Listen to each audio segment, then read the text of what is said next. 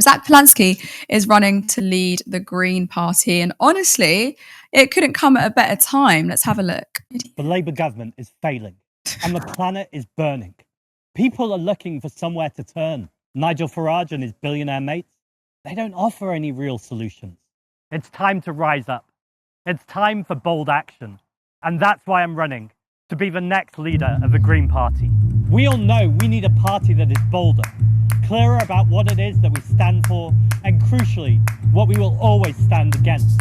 A party that can cut through, not just to those who already agree, but to millions more people.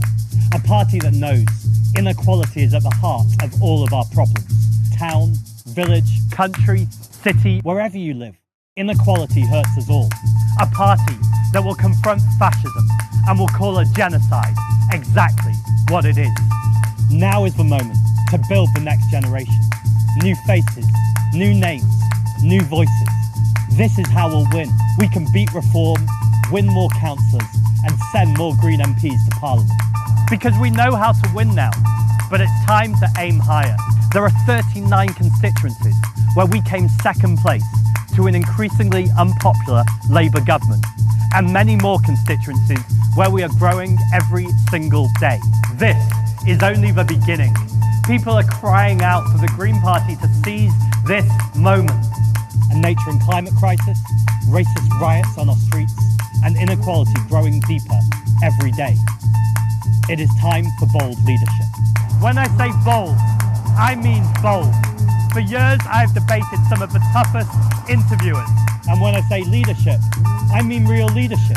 I've seen the difference when you can help empower communities by listening and inspiring people to work together.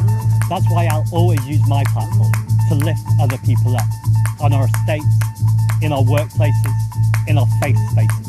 We can have environmental, social, racial, and economic justice if we unite, and the Green Party will be the united force for change.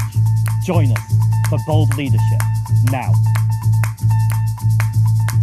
Catchy music. With Labour retreating to soulless centrism and the Tories collapsing under their own cruelty, it seems that Britain is in need of a change. We're hearing voters say we want a change, we want something different, and they want a party with a spine. Let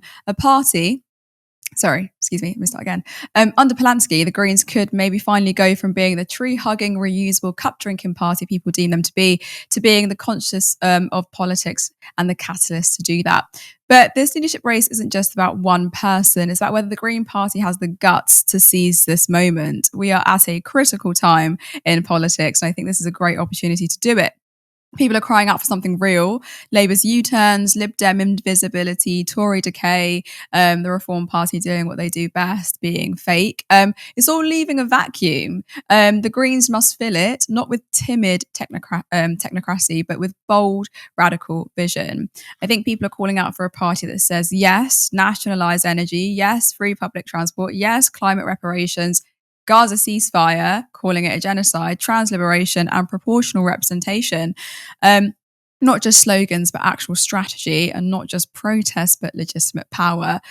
Zack Polanski's leadership bid is a chance to sharpen the Greens into the insurgent force they were always meant to be. But I think it's going to take more than peace and love vibes. It will take discipline, messaging, and a will to punch through the noise.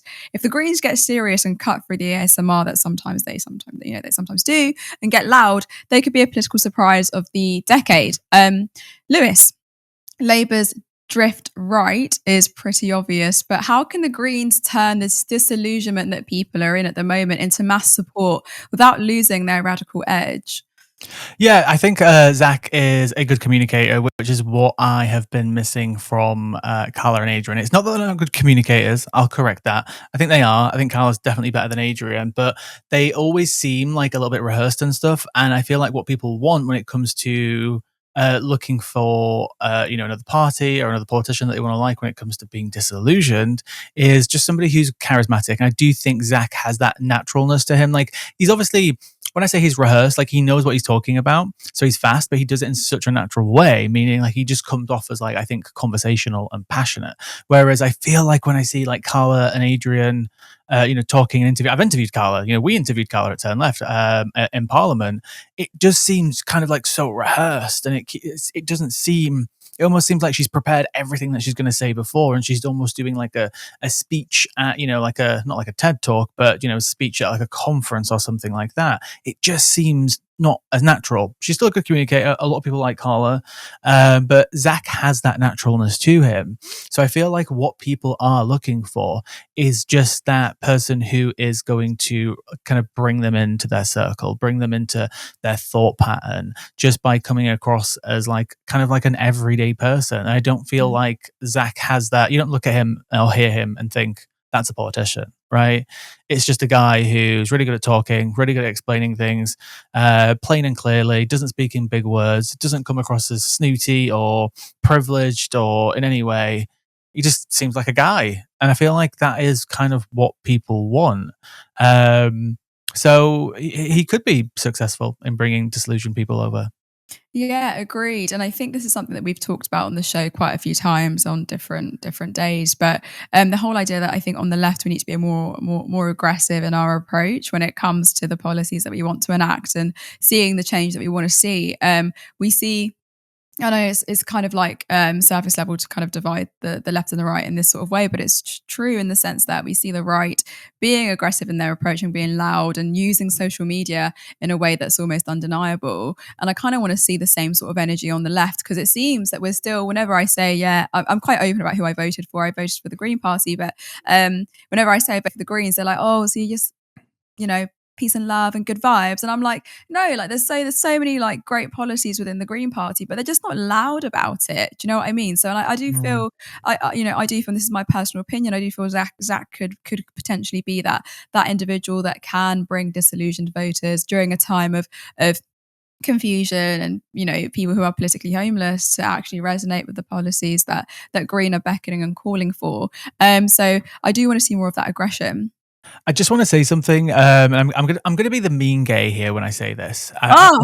Zack, if you are watching, which I know you do, I'm saying this with all the love in the world. You follow me on TikTok, which I appreciate. But like the way you look in that video, you look great. You look fantastic. You look sharp. You look amazing.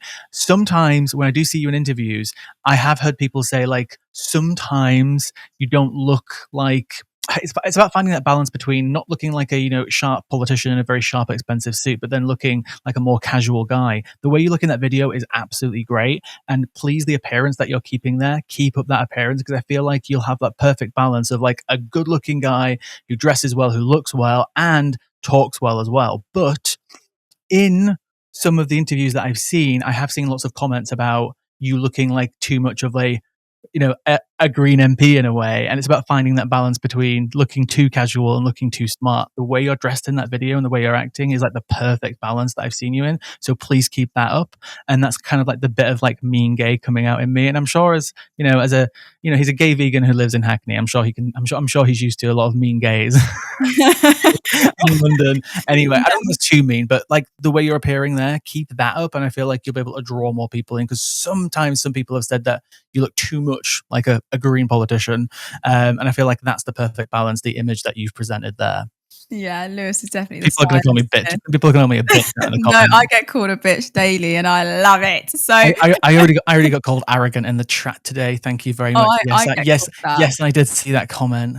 I get called that every day as well. I also get called passive aggressive. I think I need to work on that. But you make a great point. The thing is, though, these optics matter, right? The way that you look matters, and I do look at all of these political parties and an appearance goes a long way. And like I said, I personally do like Zack's approach, and I think that is something that I resonate with personally. I think plenty of people do as well, and I think people are itching for a change, and this is the best time to do it. Support independent media, support social justice that's there on social media. Thank you. Turn left.